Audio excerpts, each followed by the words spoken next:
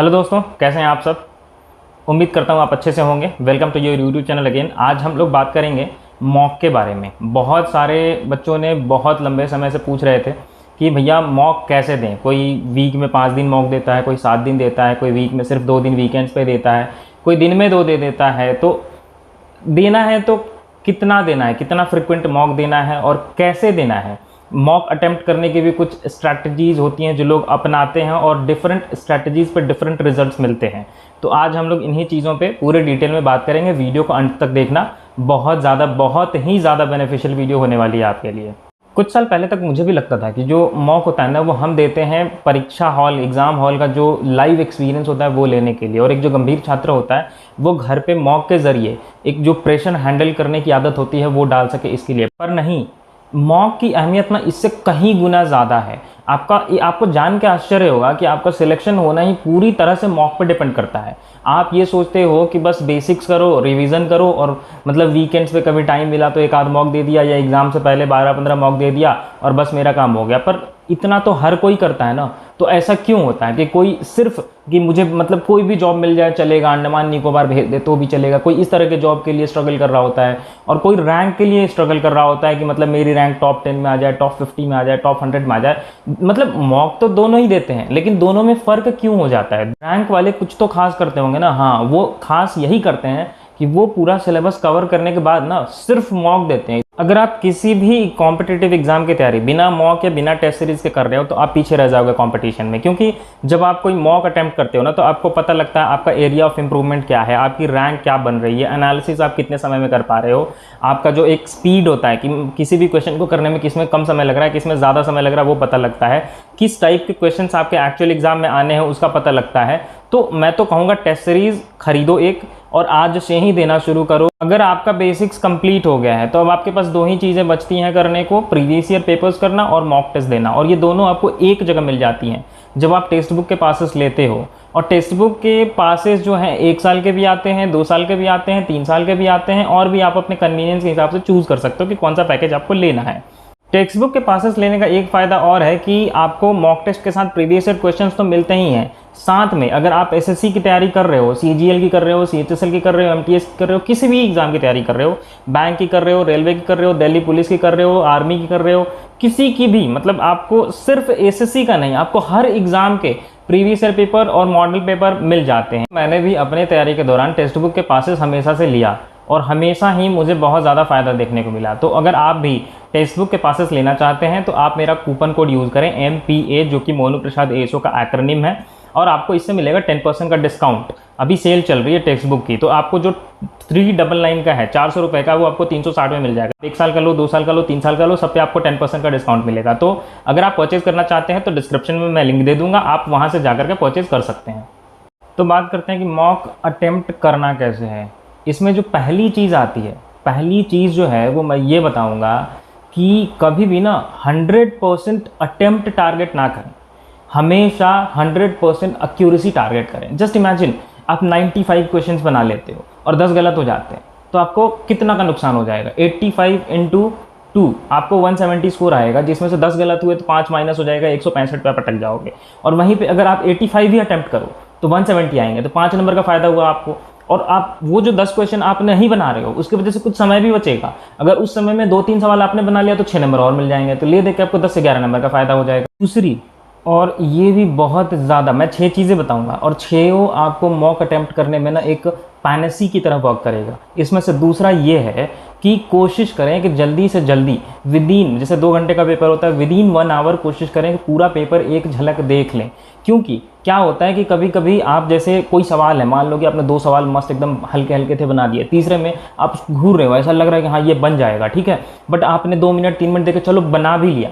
तो आप अगर ऐसे करते चलोगे तो एंड में जाके आप 90-85 सवाल देख पाते हो और टाइम ओवर हो जाता है। फिर जब पेपर की आंसर की आती है तो पता लगता है कि अरे लास्ट के 10 सवाल में तो 6-7 सवाल बहुत ईजी थे, वो तो मैं आराम से कर सकता था, बट वो हुए नहीं, है ना।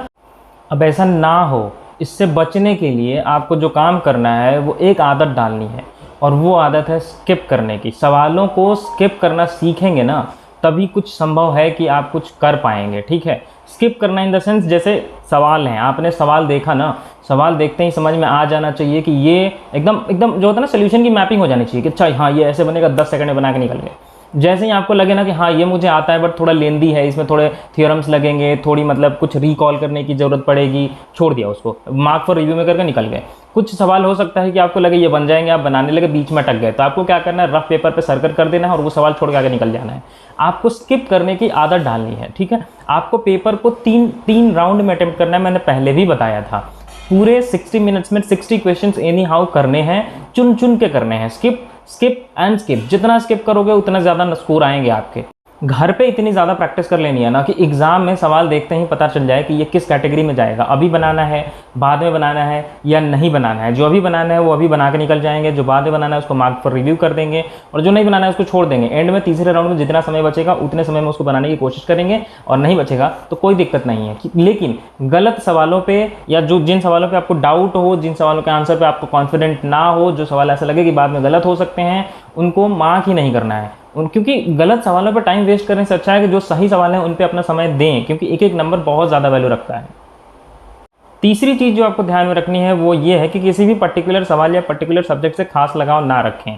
टोटल स्कोर पे फोकस करें, ना कि इंडिविजुअल सब्जेक्ट्स के स्कोर पे, क्योंकि ओवरऑल आपको सब तो स्कोर तो सेम ही देने वाले हैं। जैसे मान लो प्रीलिम्स में आप 180 टारगेट कर रहे हो, तो चारों सब्जेक्ट्स में 45 भी ला सकते हो, या दो में 45 और एक में 50 और 40 भी ला सकते हो। मेंस में मान लो आप 360 टारगेट कर रहे हो, तो आप 180 ला सकते हो, 170 190 ला सकते हो, डिपेंड करता है, किसी में 150 भी ला सकते हो। तो मेन चीज़ ये है कि कौन सा सब्जेक्ट आपका स्ट्रांग है, कौन सा सब्जेक्ट आपका वीक है।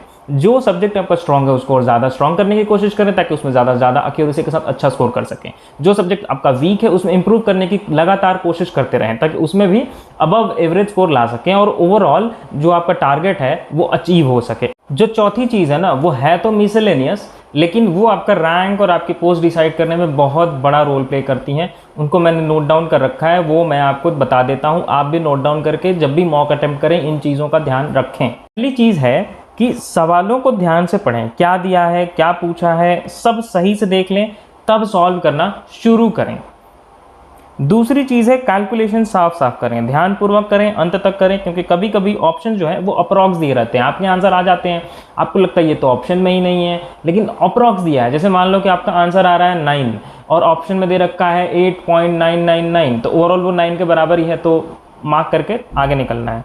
तीसरी चीज़ है theorems, and results, option elimination. ध्यान रखें कि ऑप्शन एलिमिनेशन जब भी करें तो ऐसा ना हो कि दो ऑप्शन मैच कर जाए। इंटेलिजेंट गेस करें, ब्लाइंड गेस एकदम ना करें, इंटेलिजेंट गेस करें। और ऑप्शंस की सहायता से रिवर्स प्रोसेस का इस्तेमाल करें। कभी कभी कुछ सवाल होता है कि ऑप्शन से हम लोग आंसर तक पहुंच जाते हैं कि कौन सा वाला ऑप्शन सही है। दिए हुए डेटा का पैटर्न और नंबर का इस्तेमाल करें। कुछ सवालों में ऐसा होता है कि जो पैटर्न गिवन होता है क्वेश्चन का, या जो नंबर्स गिवन होते हैं उसके इस्तेमाल से हम आंसर तक पहुंच जाते हैं। मल्टीपल हो गया, यूनिट डिजिट हो गया, डिजिटल सम, इन सब की अकॉर्डिंग भी आंसर हम मार्क कर सकते हैं, तो इनका भी ध्यान रखें। ये आपको थर्ड राउंड वाले जो क्वेश्चन होते हैं वहाँ पे हेल्प कर देते हैं। चौथी जो चीज़ है, कोशिश करें कि अगर सवाल हो पाए तो बढ़िया, और नहीं हो पाए तो भी कोई दिक्कत नहीं है, लेकिन तुक्का नहीं मारना है, क्योंकि ये आपके करियर का सवाल है, कोई आपके कॉलेज या स्कूल का यूनिट टेस्ट नहीं है। अगर आपने वीडियो अभी तक देखी है तो 4 पॉइंट्स में मैंने क्लियर एंड कट बताया है कि कौन सी चीज़ कैसे करनी है, ताकि आप मॉक में बेहतर परफॉर्म कर सको। लेकिन बात आती है कि भैया सब तो समझ गए, लेकिन फिर भी मॉक देते समय पैनिक हो जाते हैं, उसका क्या करें? तो मेरी बात सुनिए, बात को समझने की कोशिश कीजिए। क्यों? आप खुद से सवाल पूछिए, तहमे जाइए कि क्यों हो जाते हैं पैनिक, जब आपको पता ही है कि ओवरऑल पैनिक होने से आज तक किसी को फायदा नहीं हुआ, नुकसान ही हुआ है और आपका भी नुकसान ही होगा। आप मॉक देने से पहले हर रोज ये डिसाइड करके बैठते हैं कि आज तो पैनिक नहीं होंगे, लेकिन जैसे ही मॉक शुरू होता है 2 मिनट नहीं निकलता है कि आप पैनिक हो जाते हैं। आप सुनिए, पैनिक होने की जो मेजर वजह है ना, उनमें से कुछ ये हैं कि आप जैसे ही 2 मिनट निकलता है आपके दिमाग में सवाल आने शुरू हो जाते हैं कि अरे वो भी तो मॉक दे रहा होगा, वो आज कहीं मेरे से ज्यादा तो नहीं लेके आएगा, मैंने कल जो मॉक दिया था उससे ज्यादा आज आ पाएगा नहीं, या मेरा रैंक आज सुधरेगा या नहीं, परसेंटाइल सुधरेगा या नहीं। बहुत सारे सवाल आपके दिमाग में आने शुरू हो जाते हैं। ये सारी बातें, आपका जो ध्यान है ना, जो आपका कॉन्सेंट्रेशन है, जो आपका फोकस है, वो आपके एग्जाम से हटा करके, आपके मॉक से हटा करके, प्रेजेंट सिचुएशन से हटा करके एक अलग ही दुनिया में ले जाती है, जहां पे आपने बहुत सारी उम्मीदें पाल रखी हैं, आपको एक सिंपल सी बात समझनी है कि ये सारे सवाल आपको मॉक से पहले या बाद में आनी चाहिए, मॉक के वक्त नहीं, क्योंकि इससे आपका ओवरऑल नुकसान ही होना है। अब है इस वीडियो का आखिरी पॉइंट, इस जो भी टॉपिक मैं हैंडल कर रहा हूँ इसका आखिरी पॉइंट, पॉइंट नंबर 6, और ये भी आपको पैनिक को हैंडल करने में बहुत ज्यादा मदद करेगा आपकी। कैसे करेगा? आपको एक बहुत सा सिंपल सा काम करना है, बहुत ही सिंपल सा काम करना है कि जब भी आप मॉक देने वाले हैं, आपको पता है कि मैं आज 11 बजे मॉक देने वाला हूँ दिन में, तो 10:45 तक सारी चीजें रेडी करके बैठें। मतलब 10:45 से रेडी करना शुरू नहीं करना है, 10:45 के पहले सब रेडी कर लेना है। आपका जो भी टेबल है, कुर्सी है, जो आपका लैपटॉप हो सकता है, इंटरनेट कनेक्शन हो सकता है, रफ वर्क हो सकता है कि कहाँ करना है, पेन लेके बैठना है, जो वेबसाइट जिस पर आप मॉक देने वाले हैं उसको ओपन करके बैठना है। मतलब ऐसा करना है कि बस एक क्लिक करें स्टार्ट, और आपका मॉक जो है वो स्टार्ट हो जाए, टाइमर ऑन हो जाए। इससे क्या होगा कि जो आपकी पैनिक होने वाली चीजें हैं वो आप पहले रेडी करके बैठे हो। फिर जो आपको 10:45 से 11 के बीच का जो 15 मिनट है, उन 15 मिनट्स में ये चीजें जो मैंने 5-6 पॉइंट बताई हैं, इनको आप एक पेन और पेपर पे लेके बैठोगे, उसको रिवाइज करोगे, तो आपको दिमाग में रहेगा कि हाँ मतलब ये चीजें नहीं करनी, ये चीजें करनी है, यहाँ पे ये स्किप करना है, यहाँ पे इसको पकड़ के करना है, मतलब 3 राउंड में करना। जितनी चीजें मैंने बताई हैं वो 15 मिनट में सारी चीजें रिवाइज करनी है, और 11 बजे एग्जैक्ट स्टार्ट पे क्लिक करना है और मॉक को एस करके निकलना है। तो आज के लिए इतना ही। होपफुली आपको वीडियो पसंद आई होगी और आपको मॉक में इससे बहुत ज्यादा हेल्प मिलेगा। तो अगर आपको वीडियो पसंद आई है तो आप लाइक, शेयर एंड सब्सक्राइब जरूर करें, ताकि मैं आगे भी ऐसे वीडियोस लाता रहूं।